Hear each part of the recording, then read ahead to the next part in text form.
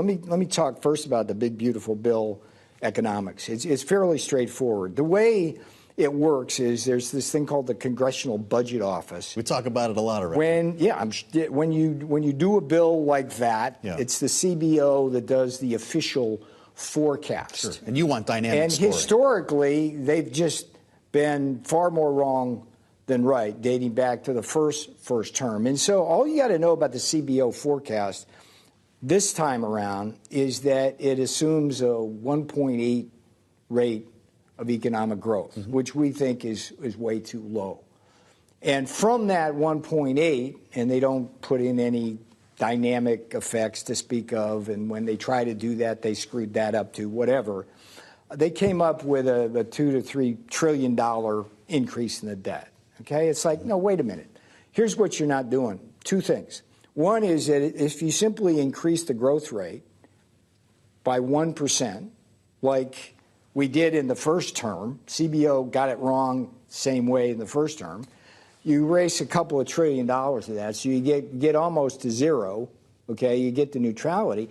They didn't count the tariff revenues, and that's a trillion or more. Because they're coming from the executive branch, not from Congress. They can't, technically. Oh, but they should have counted it because it counts towards the debt. I mean, look at it. $100 billion in, I don't know, the first 6 months. We're gonna have a situation where if you simply do the numbers right for the big, beautiful bill, it's a significant reduction in the debt. And what that'll do, if you want to segue to Jay Powell, what that'll do is it'll actually lower yields and interest rates because we'll have to finance less. Now, with respect to Powell, I think there's a strong argument that can be made that he's at least 50 basis points above where he should be, and we should be in a place where we should be 50 basis points lower now, moving towards even lower. And let's just deconstruct what 50 basis points too high means. That's about a quarter to a half point of GDP growth reduction.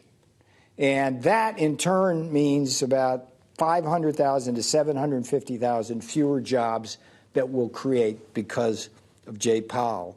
It's a couple of $100 billion in lost output, and there's billions lost in tax revenues. Then when you go from there, and I was watching Lael, I'm sure you have Lael Brainerd. Yes. I saw her on another network yesterday, and she has no clue. It's like she was talking about the big, beautiful bill and Powell and all this stuff, but 20 to 30% of our debt is financed by short-term debt. That's the way they roll that. So if you look at a half point more on the short-term debt, that's a couple $100 billion that you build into the debt over 10 years. That's real money. Mortgage rates, average family, $400,000 30-year mortgage, that's over $1,000 a year. And then we got this last point, $1 trillion of revolving credit card debt. That's about $5 billion more that consumers pay. So, this idea of what's wrong with waiting? Now, I'll tell you what's wrong with waiting, all those costs, and what's wrong with lowering them now. And if you get it wrong and inflation heats up, just put it in reverse. We used to do that. Fed policy used to be uncertain by design to keep the bond market and everybody else with discipline. We've got this like weird concept now where we got to telegraph a year in advance what that is. And it doesn't work. But with the bond market, it's not so much the Fed funds rate. It's the bond market that dictates things like mortgage rates and overall borrowing costs.